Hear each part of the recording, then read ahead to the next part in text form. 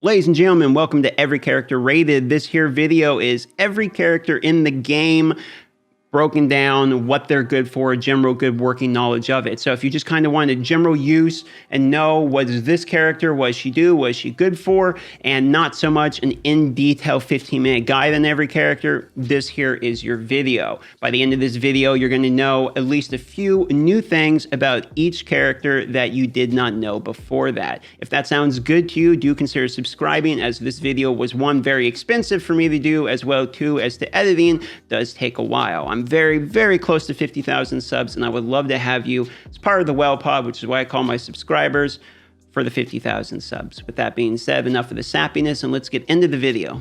Something interesting about Jean. Well, did you know you can actually use her E to pick up Klee bombs and then launch them like you're shooting a basketball and pop Abyss-made shields that way? You can do all kinds of crazy things with Jean's E. You can drown people with it. It's basically a Vader E. I actually use it in co-op with my buddy Kyra Mobo. Shout out to him. When I bring them in and suck them together, and then he just sits there and hammers them, and they can't move. They're stuck in the swirl. And I would say Jean's one of the most fun characters, one of the most fun characters for me currently, and I've been playing, a pretty good amount of time now. Now, as far as healing goes, she seems like a mid-level of healing. The way she heals is that when she just basic attacks people, she has a 50% chance.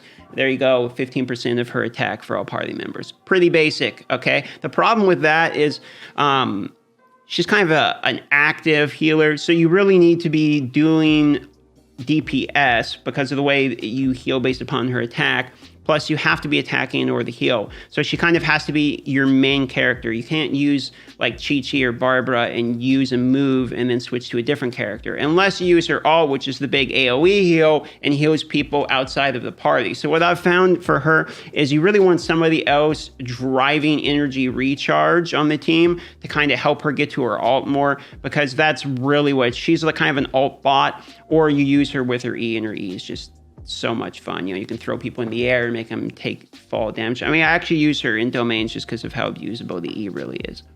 Overall, mid-level of DPS, mid to high level of heals, good utility, I would say borderline fantastic utility, and just a fun character to play, okay? So personally, I like her. I'm a big fan of a Nemo, personally, just because it's not really heavily weak to anything innately, so you can kind of use it against a lot of stuff.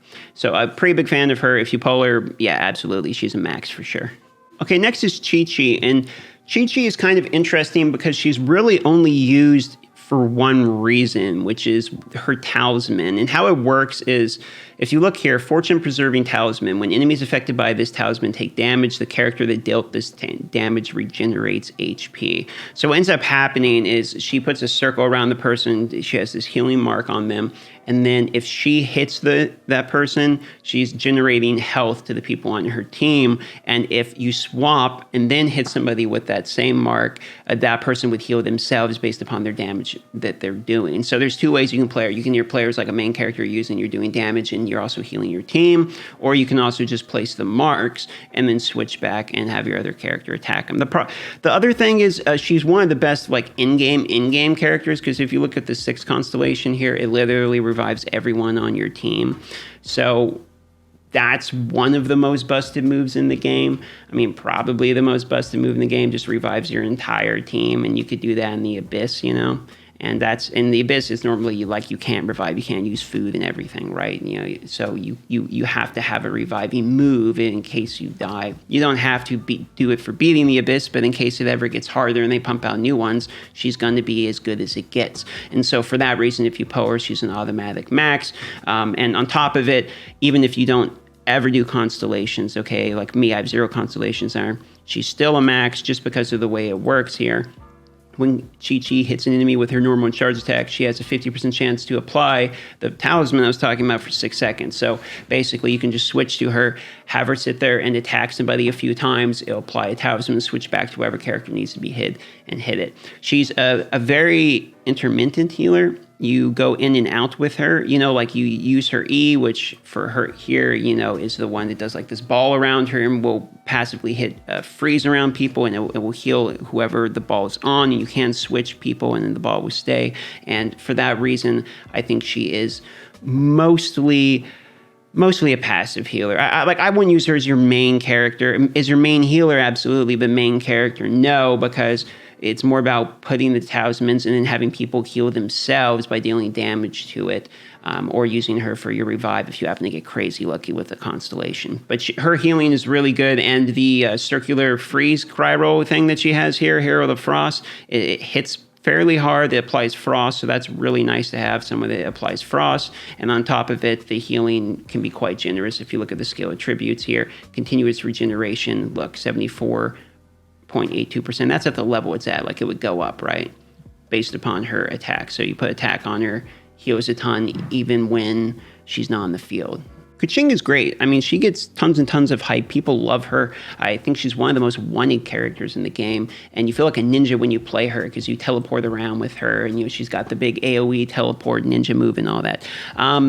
While that is fantastic, I think she has one innate problem, which is that most people build her electric, and she's probably better built physical. The reason I say that is because I would rather pair her with a frost person like Chongyun, and superconduct somebody with just my E, and then continue to do physical damage with a physical build instead of doing pure electrical damage, when you can have the electrical damage come from somebody like Fischl or Razor. See, the problem with Keqing is she falls into a very competitive spot, which is both melee damage as well as electro damage, and both of those are competitive. However, where she really excels is in the physical damage spot, and there's not really too many other characters that are sword-based physical damage dealers that aren't healers, you know, like Qiqi or Jean, right? And so for that reason, she's fairly unique in that row. Where if you pull her, you want to max her. I think she's one of the most fun DPS in the game, and that's probably the most important thing in Genshin Impact. Like if you agree. So Mona is easily one of my most favorite characters in the entire game, and that is entirely because of one reason and one reason only. And let me show you, which is that when you run around with her, you become water underground and you're really fast. She is the closest thing we have to a horse in the game. She also drops a taunt, which is great. Her AoE does tons of damage and immobilizes people, and her basic attacks do hydro damage. That's all great, but let's be honest. It's all about the fact that she has the only dash animation in the game that's spammable when you have a 100% overlay covering of iframes. Yes, that does mean when you dash with her, she is 100% invincible. As long as you start it and stop it, anywhere in between, completely safe, okay? That's pretty hilarious. On top of it, the movement speed of it is... That's why you want to pull the character right here. It's just so nice when you're moving around the map, okay? Yeah, I could talk more about her. I just built her the 80 and I'm working on her. But you know what? Let's just stick to really her wheelhouse, and that's it. Klee is a weird case of really good but not fun. Okay, like I thought that when I got her, I actually thought for sure when I pulled her that this is going to be the one of the most fun characters, and I still want her 4th constellation, but that's just because it turns her from an active character you play to she's a support that you only play just for the bomb to go off, okay? And that's not like the best playstyle for her. That's just because that's what I want to turn her into. Because personally, she's very, very clunky, so she's not fun to play. She's fantastic. She does tons of damage. Her E shreds defense when you have 2 constellations. On top of it, the mines are insane. The Q is really good. She's objectively 1st or 2nd best fire DPS, okay? I can't argue that, okay? But I'm telling ya, she's feels weird to play. And that's on the PC. I couldn't imagine trying to play it on mobile, okay? If you pull her, she's a max. She's highly useful. I use her in my main team all the time. I'm not shit-talking her. She's a fantastic character, okay? It's a warning, okay, that when you get her, it takes some time to get to you. You have to be used to her, okay? It's a shotgun type of character. You have to run right up on the person, and really, you want to run up on them, unload the shotgun, and then, you know, switch to somebody else, right? That tends to be what I use her for, is to like a huge nuke burst of damage, and it makes sense because she's a bomb character, so it kind of does fit the thematic, and I'm sure... Well, maybe I'm in too good of faith here, but I hope that they'll fix some of the locking issues coming into the future. Master Diluc is MD, which is DM backwards, Darth microtransaction, long redhead ponytail, long redhead ponytail. I can't say anything bad about this guy. He's one of the most fun characters to play. He's one of the most smooth characters in the game to play. The auto attack into E combination where you normal attack into a fire attack feels great. When you see the animation in the game and he's jumping between people kicking ass, that's exactly how he feels to play. The Phoenix is a huge AoE and auto locks onto the target for the most part, unless you completely whiff it, which I've done. And it will pick people up, and they even do some fall damage sometimes. Really, top-notch character. For me, is my personal most favorite character in the game. I'm biased, however, okay? But there's a reason people chase for this character. His damage is nuts. He puts up the big numbers, which is what people like to see. Plus, he feels right. When you hit with him, he feels good. He feels smooth. You know, it's like people love chopping down a tree because you get that feedback, you know, when you hit that log. Or, you know, it's like, it's the same thing with Diluc. You feel it when you hit him. And if you pull him, you would be crazy not to max this character. He's a top tier DPS character, obviously pyro based. And you can also do physical damage builds with him as well. He has a pretty unique charge attack that allows him to spam it for longer periods of time than normal. So you can also build some charge attack based teams, but we're not going to go into details on all the artifacts, okay? He works really, really well with crit damage because he has crit rate. This is base bonus stat. Lots of other things. Fantastic character. If you get him, congratulations. Chongyun is one of my other favorite characters as well, actually. He's another Claymore boy. But what's so particularly good about Chongyun is two things. His ability to make other people apply ice damage. His field allows other people to do ice on their melees attack. Okay, melee attacks, keep that in mind, not range or anything.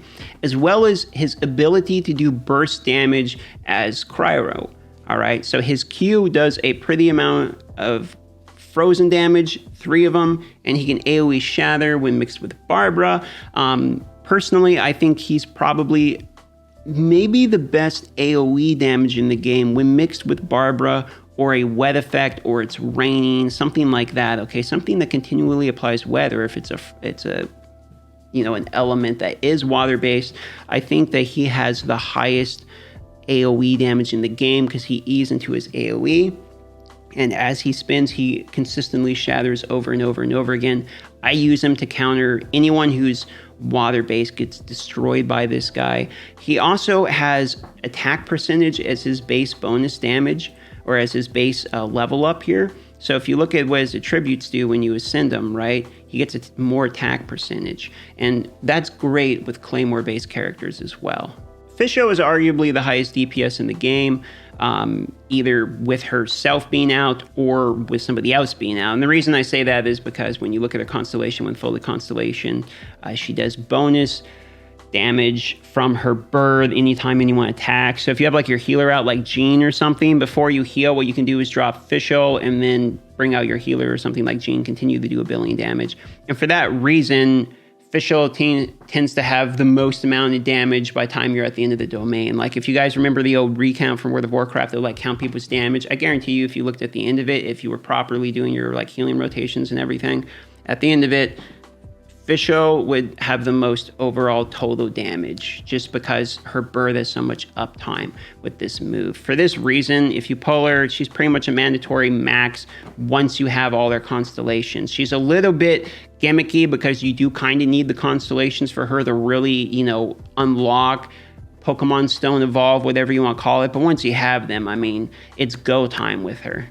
Now, Venti's a fantastic character, has one of the best Qs in the entire game, best ultimate, sucks people all into it, everything right into it. He can also knock people up with his E, does lots of good damage. You can probably use the stringless bow on him, which is only a 4-star bow, and still be fantastic on him. Personally, in my opinion, I think Venti is slightly overhyped, and I know I'm going to get a lot of hate for saying that, because I think that really he just has one really cool move, which is sucking everybody in together, and then he can make himself fly up in the air. And I love the make himself fly up in the air thing, but now the Traveler's going to be having that for free. If you didn't know, the Traveler's getting that. Once he can do his own wind. Once he becomes the wind guy, he can start doing that again. And unfortunately, that kind of makes Venti lose a lot of value for me. And as much as I like Venti and his Q is really great, I don't think he's in like the top 2, 3 best characters in the game. Top 5, yeah. Top 1, 2, 3. I mean, top 5 is like competitive. You know, maybe he's in there. Okay, probably he's in there. But top 3 or something, I don't think there's any way he's that high. Even though he does lots of damage, I know his Q is great. I just personally think that what he's really, really best at is sucking everybody in with his Q and allowing and enabling other combos, which is great, but it's mostly for clearing. For the really, really hard characters, he's not that useful. And the hard characters tend to be like the big fat guys with like the cryo shields and stuff. And there's very rarely in the higher level of Abyss Spire that I'm wanting to use Venti as my go-to character, okay? And that's probably because he's only level 51 and I haven't maxed him out a lot or anything yet. I've been using other characters, so that's probably a fair comment, but I haven't been wanting to because I only really see him as utility, not as like a main carry. And maybe you do need utility, and maybe when you pull him, that's what you need, but I don't see him as the character that is going to be out on the field 100% of the time. I see him as the character that really is only for his moves, his Q and his E. And personally, that's just a little disappointing to me because he's a 5-star character. You really want him for more than just that. It's hard for me to think of another character that I think is only good for their Q and their E. You know, I mean, a lot of these other characters, their passives will do, you know, something bonus, whereas this here regenerates energy for it at the effects of it go. So it's really just, again, supposed to be more about the Q and the E. You know, it's all about just those moves, and that's great, but that's just a little, he's a little one-dimensional for me, which is kind of why I get a little negative about him. But he is very good, and it's probably just my own bias. Now, Xiangling, I think, is a character that I probably have been sleeping on a while. I have the 5-star weapon, and I should level it, and her Pyronado is insane. And her Pyronado, when you have her max constellation, is even more insane because it gives bonus pyro damage for other people. And her bear is even more insane. I actually think she is a very, very, very strong character that is only based upon her Q and E. But for some reason, for me, she feels more satisfying. I don't know what it is, but her moves feel very satisfying to use. I think what it is, it's the spiral of the Pyronado that's constantly going around you and hitting the people around you while you're knocking you. You feel like you're an active participant in the move. So you're positioning it and all that to hit. And objectively, I suppose Venti's move is just better because it sucks everyone to it, while this one you have to position it. But this character makes you feel rewarded for good play. And the way that the bears work actually kind of enable combos, so you can like use it to destroy something that needs a fire element while you're on another character doing something else. And that's really fantastic. I love that. You also get her free for a limited time. So if you get her, you can try her out. I think she's pretty heavy on needing constellations personally, which is a bummer because the banner for her is now gone. But she's good. Okay, she's good. All right, this video ended up taking like a really long time to make. So unfortunately, this is part 1. Part 2 is going to be out tomorrow. So make sure you are subscribed and hit the bell, and that way it will notify you when part 2 is out, and I will have that out first thing in the morning for you. Love y'all. I hope you had a great Halloween. Oh, and